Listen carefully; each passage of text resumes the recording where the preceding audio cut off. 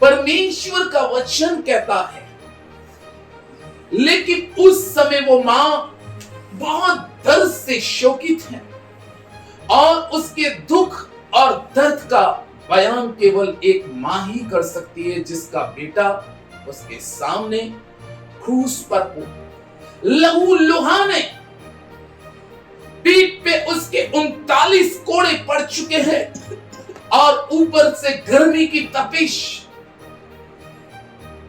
लेकिन तब उसकी निगाह अपनी मां की तरफ गई और वो मां बड़ी तरस भरी निगाहों से आंसुओं के साथ, दुख के साथ अपने बेटे की ओर देख रही थी। लेकिन तब परमेश्वर का वचन कहता है कि उस क्रूस के ऊपर में भी यीशु ने अपनी मां की चिंता करी।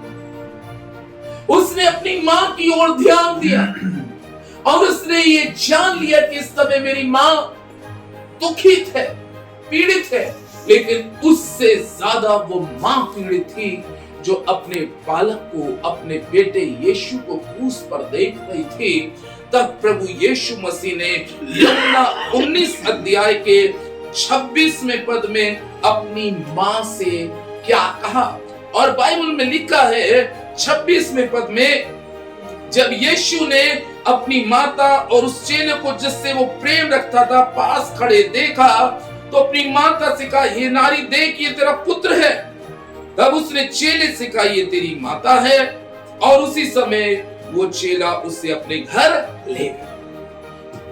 ये एक मां का प्रति जो उस बेटे का प्यार देखिए कि उस जगह पर भी वो लहू लुहान है, शारीरिक रीति से वो बहुत बड़ी पीड़ा में है और उसका कष्ट सहने से बाहर है।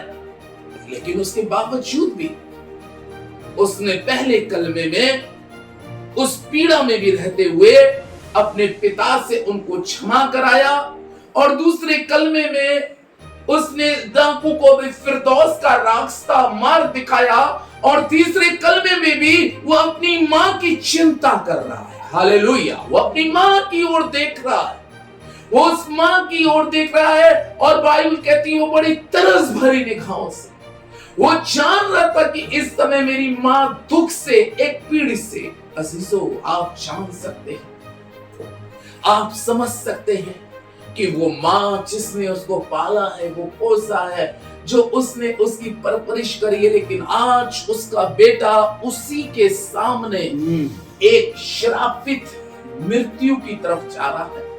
संसार का अधर्म, संसार का पाप, संसार का गुनाह, उसने तो पाप नहीं किया था, लेकिन सारा पाप सारे जहान का उसके ऊपर में लगा है। लेकिन उसके बावजूद भी जब वो मां बहुत दुख से भरी है और वो बेटा उस बड़ी भारी पीड़ा में, इस भारी क्रूस के ऊपर में लटका हुआ है, और वहां पर भी उसने अपनी मां की ओर दृष्टि करी। जबकि कलाम कहता है कि वो शारीरिक रीति से, कलाम बता रहा है 39 कोड़े, रोमी संतलत के जो 39 कोड़े पड़े हैं उससे उसकी पीठ छन्नी हो चुकी होगी। कहते बाइबल स्कॉलर्स इस तरीके से है कि वो जो कोड़ा पड़ता था वो कम से कम 100 से 150 ग्राम मांस उस जगह से खींच लेता था। लहू लुहान है और पीड़ा से, दर्द से भरा हुआ है, लेकिन ऐसी स्थिति में भी उसको अपनी मां की चिंता है। हालेलुया। ओ, वो ऐसा बेटा था जो ऐसे दुख में भी और ऐसी तकलीफ में भी अपनी मां की चिंता कर रहा था। भविष्यवक्ता यीशु मसीह के बारे में यशाया 52 में इस प्रकार से कहता है, यदि आप मेरे साथ में खुदा के कलाम में से यशाया 52 को देखेंगे तो परमेश्वर का जीवित और पवित्र कलाम इस प्रकार से कहता है 52 अध्याय के अंदर में, यदि मैं आपके साथ 14वां पद को पढ़ूं तो यहाँ पर 52 अध्याय के 14वें पद में लिखा है, जैसे बहुत से लोग उसे देखकर चकित हुए। हालेलुया। उसके शब्दों से चकित हो गए, उसकी वाणियों से, क्योंकि ये एक माँ और बेटे के बारे में बात चल रही है, इसलिए मैंने यूहन्ना को अभी छोड़ दिया, लेकिन एक बेटे का माँ के प्रति प्यार दर्शाना चाह रहा हूं। और उस दुख की घड़ी के अंदर में वो माँ जब दुख से पीड़ित है, तब वो अपने माँ की चिंता करते हुए, उसके भविष्य की चिंता करते हुए, उसको इससे पहले कि वो अपने प्राण को छोड़े, उसकी जिम्मेदारी अपने शिष्य यूहन्ना के ऊपर में दे रहा है। हालेलुया। ताकि मेरे बाद मेरी माँ को कोई परेशानी ना हो, मेरे बाद में मेरी माँ को किसी प्रकार की दिक्कत ना हो। लेकिन भविष्यवक्ता यीशु के बारे में यहां पर इस प्रकार से कहता है, और 14वें पद में लिखा है, जैसे बहुत से लोग उसे देखकर चकित हुए,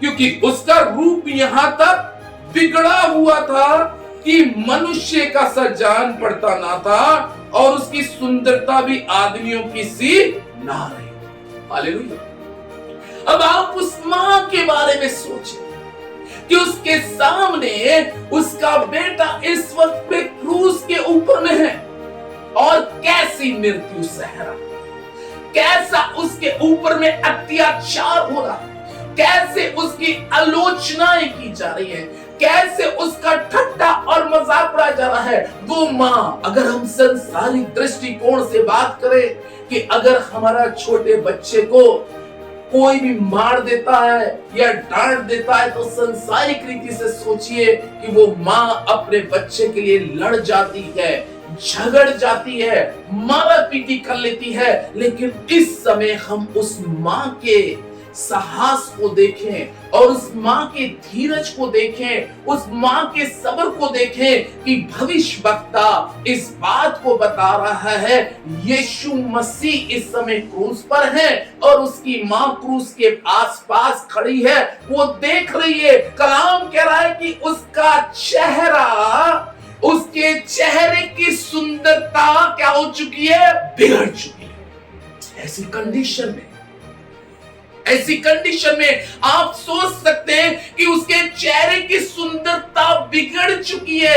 वो माँ देख रही होगी, जिस गाल पे वो प्यार करती थी, जिस माथे को वो चूमती थी, जिस सिर के बाल पे हाथ फेरती थी, आज उसके सिर के ऊपर में कांटों का ताज गुंधा हुआ है और उसके सिर से लहू बह रहा है। वो गाल जो है, उसके गालों को नोचा गया है, उसके खूबसूरत बालों को नोचा गया है, उसके मुंह पे थूका गया है। वो माँ जिस गाल पे प्यार करती थी, वो माँ जिस गाल पे प्यार करती थी और अपने हाथों से उसके बालों को, उसके सरों को सराहती थी, लेकिन इस संसार के अपराधों के लिए और इस संसार के गुनाहों के लिए जब वो क्रूस पर है, वो माँ उस समय बड़ी दर्द भरी निगाहों से, ऐसा दर्द मैं कह सकता हूँ या मैं कह सकती हूँ, ऐसा दर्द हर एक कोई माँ सह नहीं सकती, जैसी मरियम को परमेश्वर की ओर से शक्ति और सामर्थ्य मिल रही थी। हालेलुया। और बाइबल में लिखा है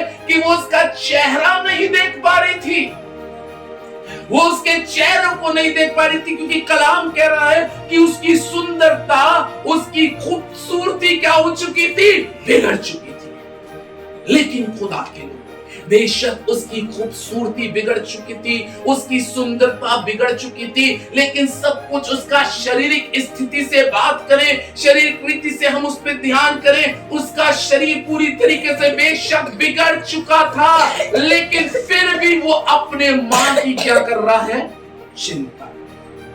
हालेलुया। फिर भी वो अपनी माँ की चिंता कर रहा है, फिर भी वो अपनी माँ की तरफ ध्यान कर रहा है, जबकि उस समय परमेश्वर का कलाम एक जगह पे तो ऐसा लिखा है कि उसकी ऐसी कंडीशन को देखकर उसके पिता ने भी उससे मुंह क्या कर लिया था, मोड़ लिया था। अब आप समझ सकते हैं कि उस समय यीशु कितनी बड़ी भारी पीड़ा में है, यीशु कितने बड़े भारी दुख में है कि उसके पिता ने भी उससे मुंह मोड़ लिया था। तो वो माँ एक अगर माँ की बात करें तो माँ का दिल तो कैसा होता है, माँ का हृदय तो बहुत मुलायम होता है, माँ का हृदय तो बहुत नरम होता है, माँ के हृदय में एक ममता होती है बच्चे के लिए। लेकिन इस समय प्रभु के लोगों, मैं आपको बताऊं कि मरियम की जो स्थिति है बहुत ही पीड़ा से भरी हुई है, क्योंकि उसके सामने उसका बेटा यीशु क्रूस पर है। और तब बाइबल में लिखा है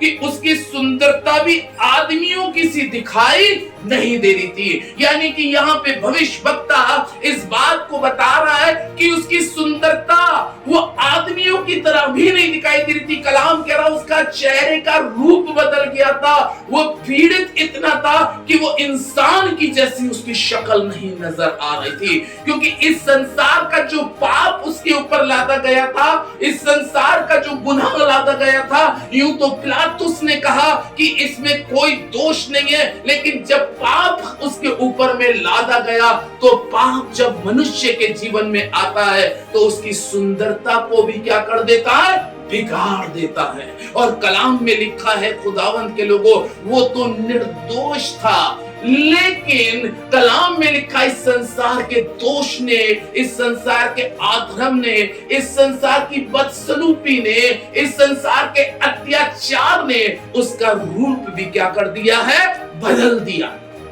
कलाम कहता है कि वो इंसान की तरह दिखाई नहीं दे रहा, उसका रूप मनुष्य के समान नहीं दिखाई दे रहा। और ऐसी स्थिति में वो माँ सामने खड़ी है और उसकी ओर कभी देखती होगी, कभी फिर निगाह झुका लेती होगी, आखिर मैं इसको कैसे देख सकती हूँ। वो विलाप कर रही होगी, वो आंसू बहा रही होगी, लेकिन ऐसी ही स्थिति के अंदर में वो कहता है, हे नारी देख ये तेरा पुत्र है, और यूहन्ना देख ये तेरी क्या है, माता है। हालेलुया।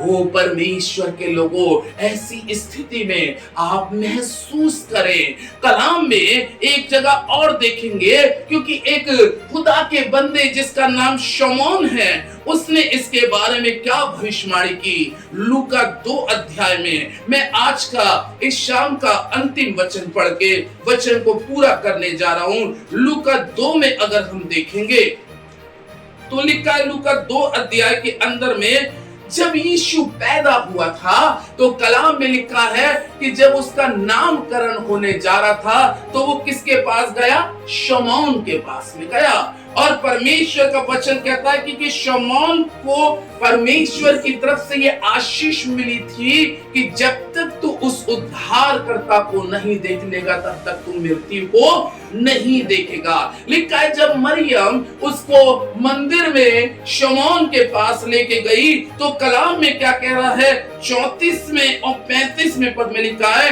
तब शमौन ने उनको आशीष देकर उसकी माता मरियम से कहा, देख वे तो इज़राइल में बहुतों के गिरने और उठने के लिए और ऐसा चिन्ह होने के लिए ठहराया गया है जिसके विरोध में बातें की जाएंगी, वरन तेरा प्राण भी तलवार से बार बार छिद जाएगा। इससे बहुत उसके हृदय के विचार क्या हो जाएंगे, प्रकट हो जाएंगे। आज हम देख रहे हैं ये प्रोफेसी यो शमौन के द्वारा उस वक्त की गई थी जब शमौन के सम्मुख में उसकी माँ मरियम उसको मंदिर में लेके गई थी कि वो उसको आशीष करे, उस पे हाथ रखे। लेकिन जब शमौन उस पे हाथ रखकर आशीष दे रहा है, लेकिन उस समय उसने उस माँ से ये पहले ही से उसको बता दिया था कि ये बहुत से लोगों के लिए गिरने और उठने का क्या बनेगा, कारण बनेगा। लेकिन मेन प्रोफेसी अगर मेन भविष्यवाणी की बात करें तो उसने उसकी माँ को वक्त से पहले इस चीज को चिता दिया था, या वक्त से पहले इस चीज को बता दिया था कि तेरे बेटे के लिए ऐसा समय आएगा, इसलिए तू परिपक्व हो जा। उस स्थिति को झेलने के लिए और उस स्थिति का सामना करने के लिए तू अपने आप को मजबूत कर ले, क्योंकि एक समय आएगा कि तेरे दिल का टुकड़ा तेरे सामने टंगा होगा और तू जमीन पे होगी और तेरा दिल का टुकड़ा तेरे सामने खड़ा होगा और उस क्रूस पे लटका होगा, लहू लुहान होगा, पीड़ा से भरा होगा, शोक से डूबा होगा। उस समय के लिए तू अपने आप को तैयार कर ले, क्योंकि वरन तेरा प्राण भी तलवार से बार बार क्या हो जाएगा, छिद जाएगा। यही तो चीज थी कि वो मां का दिल छिद गया था, उस मां का हृदय इतना छिद गया था कि जिसका मैं बयान नहीं कर सकती, जिसका मैं बयान नहीं कर सकती। वो मां का कलेजा, वो मां का टुकड़ा, वो मां का दिल उस समय जिससे वो दिल से प्यार करती थी। और ये भविष्यवाणी शमौन के द्वारा इस समय इस वचन की पूरी हो रही है कि उसका दिल इस समय यीशु उसका बेटा इस समय क्रूस पर है और वो मां के आर पार क्या हो गया, उसका हृदय छिद गया। लेकिन परमेश्वर का कलाम इस भविष्यवाणी के अंदर में कहता है कि इससे बहुतों के हृदय के विचार क्या होंगे, प्रकट होंगे। आज की इस पवित्र दिन में खुदा के लोगों, अभी 2 लोगों ने हृदय अपने विचार उसके प्रकट किए और तीसरा मैं प्रकट कर रही हूं और इसके बाद 4 लोग और उसके विचारों को इस जगह से प्रकट करेंगे। हालेलुया। और उसके विचारों को बताएंगे किस किस तरीके से उसने इस काम को पूरा किया। लेकिन कुल मिला के हमने इस वचन में एक चीज को समझा कि ये उसके लिए होना अनिवार्य था, क्योंकि ये प्रोफेसी शमौन के द्वारा वक्त से पहले की गई थी और उस मां को पहले से आगाह कर दिया था कि उस समय की स्थिति को झेलने के लिए तुम्हें अपने आप को तैयार करना और मजबूत करना बहुत जरूरी है। खुदा आप सभी को आशीष दे। आमीन।